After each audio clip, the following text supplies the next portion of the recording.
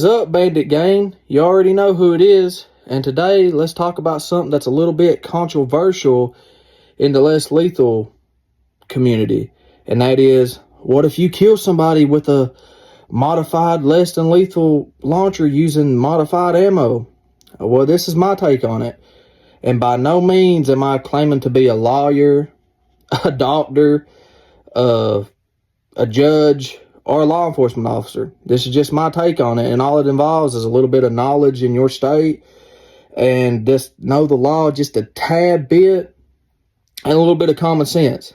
So in the United States, as most people know, well, in my state anyway, I don't know about for all people like California and stuff, but there's no law in Kentucky stating that I can't modify my less than lethal launcher. If I want to go and take my Falcon M17 and take the air valves out and everything and make it from 20 joules up to 50-some joules and home defense kit up to 100 joules, I can. There's no law stating that I cannot do that.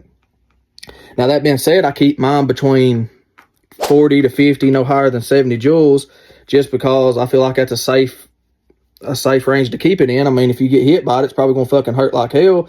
But, I mean, if you shoot somebody in the head, yeah, it could possibly cause death. That's the hence less than lethal launcher. But the topic, what if I kill somebody with a modified less than lethal launcher? And here's what I got to say. With that being said, take into consideration where you live at, look up your laws, and just use common sense. So everybody knows that you can't just go out there taking a less than lethal launcher and shooting at people just at will. You're going to go to jail for assault. Or even worse, you're going to go to jail and catch all kinds of charges, bust windows out. They'll charge you for all kinds of fucking shit. That being said, just because you're in a verbal altercation in a public place with somebody, just because you feel like you're losing a verbal disagreement, when I say verbal, no, nothing physical, just meaning, hey, you've took somebody's last loaf of bread in the aisle, and dude got mad and said, you fuck face, you took my last fucking loaf of bread. And then you look at him and say, you shithead, I'm going to make hot dogs when I get home. That's a verbal disagreement, nothing physical.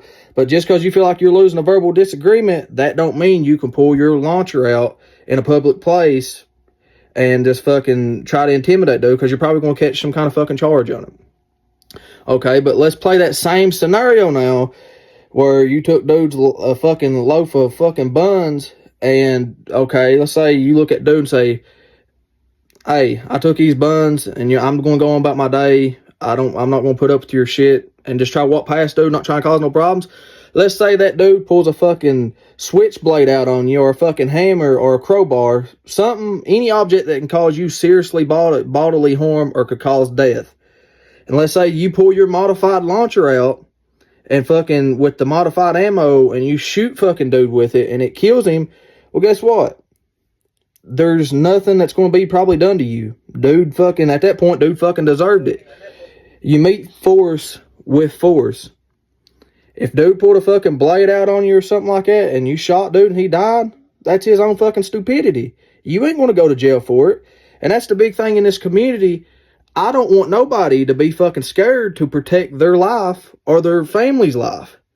If somebody is an immediate threat to you, when I say immediate, like they're going to fucking, it's life or death. If you don't act now, somebody's going to die. I want you to fucking take care of that motherfucker. Shoot him motherfucker in the neck, shoot him in the fucking head. Do whatever you got to do to protect you and your family. It ain't no, oh, well, I'm afraid to go. No, fuck that. Fuck being afraid to fucking go to jail. At that point, you're going to be justified. I promise you that. And if you ain't justified in a situation where a dude pulled a fucking knife on you and tried to take your fucking life away or your family's life, and you're living in a state like that, then fuck that fucking place. They need to redo their fucking laws. Because I don't know about you, but down here in fucking Kentucky, they're kindly strict on things. But I can rest assured that if somebody fucking pulls a fucking blade on you or breaks in your fucking house that's facing you and you take a less than lethal modified launcher and fucking blast them and they fucking meet their demise, well, guess what? I'm not going to be in no trouble. Now, let's say somebody breaks in my house and they take off running, I shoot somebody, yeah, I'll probably be in trouble. But when my life is in an immediate life or death situation where I have to act or somebody's going to die, you're going to be justified all the time. I don't give a fuck whether you're using a modified launcher or not. At that point, immediate threat, and you have to act quick. It's anything you get your goddamn hands on. Whether it be a fucking pen, a fucking knife, you're going to defend yourself regardless. And if you're in the right and done everything you could, then you're going to be in the right.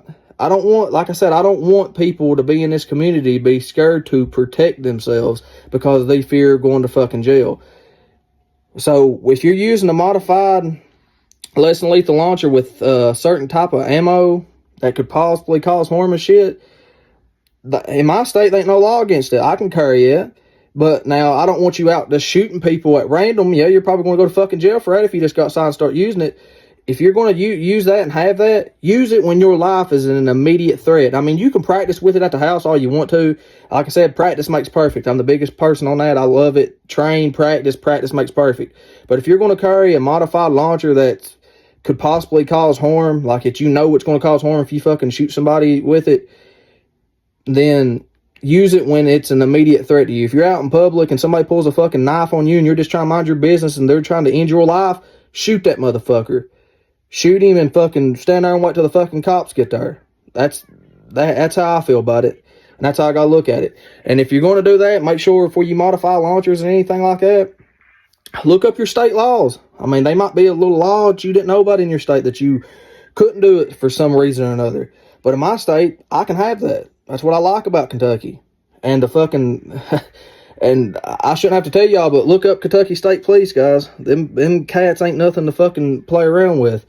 Like I said, and it's pretty fair state too. Like, there's some shit that's a little sketchy, but as far as fucking defending your home and fucking defending yourself in a life or death situation, you're going to be justified every time. If you're in the right and you done all you could and fucking you was just shopping and a meth head decides today's the day that he's going to fucking meet his demise and pulls a knife out on you and you end his life, then you're completely justified. Now, I'm done rambling. That's all I got. I love to see the comments on this. I know some people's probably going to give it hell and say this and say that, but I'm speaking for Kentucky, for what I know, and just having a little bit of common sense, people.